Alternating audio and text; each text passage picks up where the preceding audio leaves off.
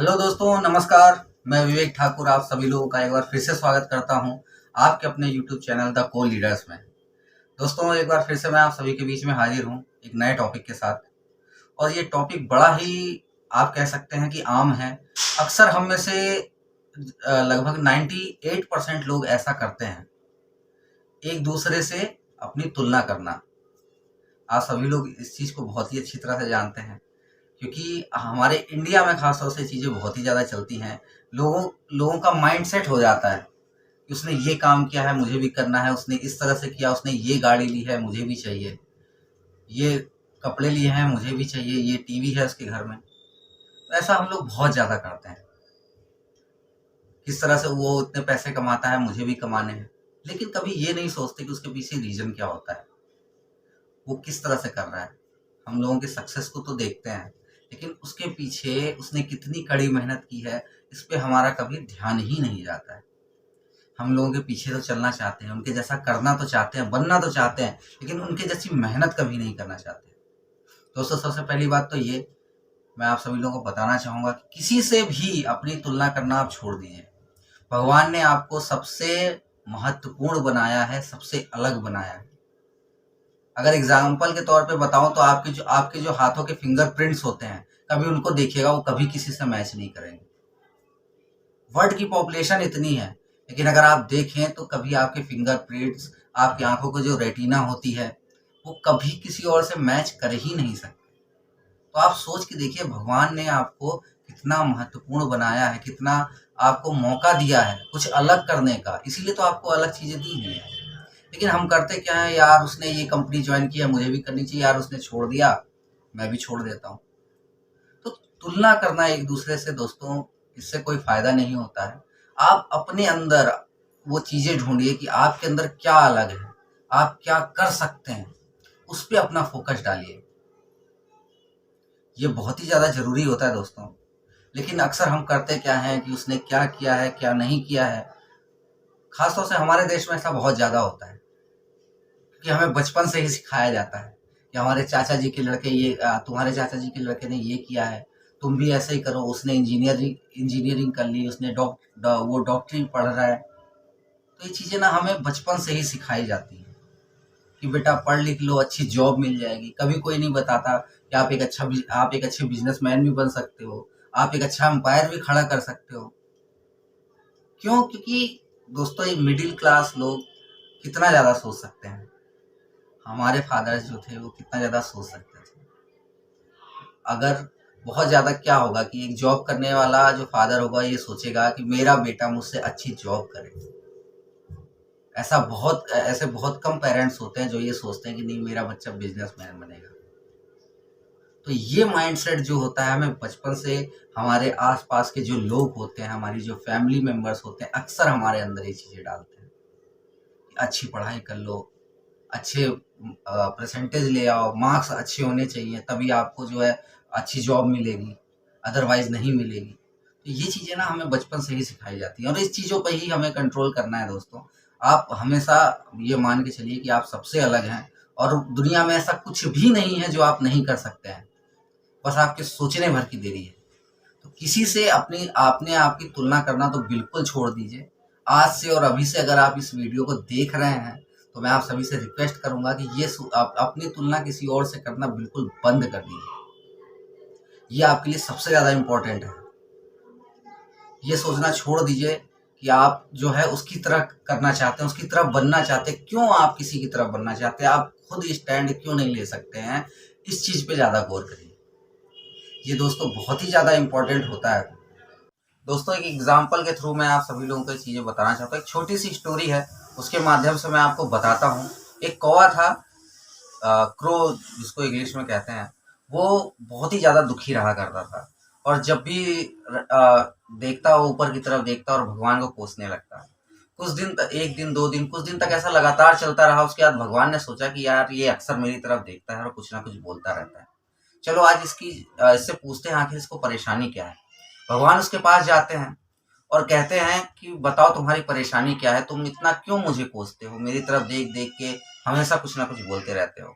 फिर जो है कौवा कहता है कि यार एक बात बताइए, मैं आपको कोसूं नहीं तो क्या करूँ, आपने मुझे कैसी जिंदगी दी है, तो भगवान कहते हैं कि अरे अच्छी ज़िंदगी दी है, बताओ क्या प्रॉब्लम है। कहता है ये कोई ज़िंदगी है? मेरी आवाज़ देखते हैं लोग, मुझे भगा देते हैं। जब भी मैं काँव काँव चिल्लाता हूँ मुझे भगा दिया जाता है।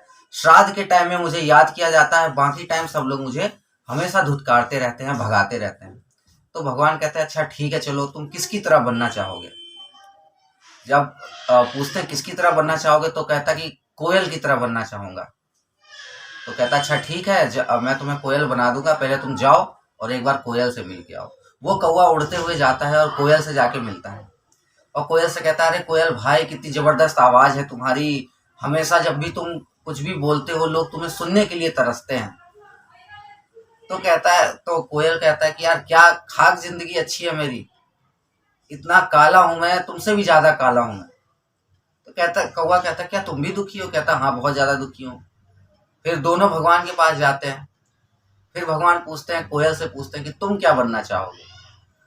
तो कोयल कहता है कि मैं तोता बनना चाहूंगा। कितनी जबरदस्त आवाज होती है उसकी, इंसानों की तरह वो बात करता है। तो भगवान फिर से कहते हैं अच्छा ठीक है, जाओ तोते से मिल के आओ। दोनों उड़ते हुए जाते हैं और एक पेड़ के पास पहुंचते हैं जहाँ पे बहुत सारे तोते बैठे हुए होते हैं। उस पेड़ के 3-4 चक्कर वो लगाते हैं, लेकिन वो तोता उनको, कोई भी तोता उनको दिखता नहीं है। लेकिन काफी समय बाद, काफी चक्कर लगाने के बाद जो है एक तोता उन्हें नजर आता है। तो कोयल बोलती है कि अरे तोते भाई, कितनी जबरदस्त आवाज है तुम्हारी, लोग तुम्हें मिट्ठू मिट्ठू कह के बुलाते हैं, खाने के लिए देते हैं। अगर मुझे मौका मिले तो हम तुम्हारी तरफ बनना चाहेंगे। थोड़ी देर तोता उनकी तरफ देखता है और फिर उनसे कहता है अरे क्या खाक जिंदगी है ये? तो कोयल और कौवा दोनों पूछते क्या तुम भी बहुत ज्यादा दुखी हो? कहता है हाँ, मुझसे ज्यादा दुखी तो कोई नहीं है। तो फिर कोयल पूछती है क्यों, तुम क्यों दुखी हो? तो कोयल कहती है कि तुम दोनों को मुझे ढूंढने में इस पेड़ के 4 से 5 चक्कर लगाने पड़े हैं। क्या ये कोई रंग है? मैं पत्तों के बीच में छुप जाता हूँ, किसी को नजर ही नहीं आता हूँ। तो फिर कोयल और कौवा कहते हैं अच्छा तुम भी दुखी हो, अच्छा तुम्हें मौका मिले तो क्या बनना चाहोगे? तो उसके बाद वो कहता है कि हम जो है अगर मुझे जिंदगी में कभी मौका मिला कुछ बनने का, तो मैं जो है मोर बनना चाहूंगा। तो फिर तीनों एक साथ भगवान के पास जाते हैं। भगवान सेम वैसे ही उन तीनों को कहते हैं कि अच्छा ठीक है, जाओ मोर से मिल के आओ। तीनों उड़ते हुए जाते हैं, जंगल में ढूंढते ढूंढते एक जगह पे जो है उन्हें मोर दिखाई देता है।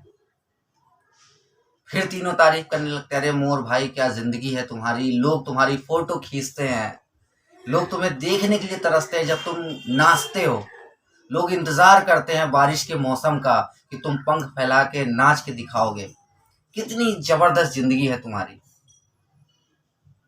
जब मोर सुनता है तो थोड़ी देर सोचता है, उसके बाद वो जवाब देता है कि क्या खाक जिंदगी अच्छी है मेरी?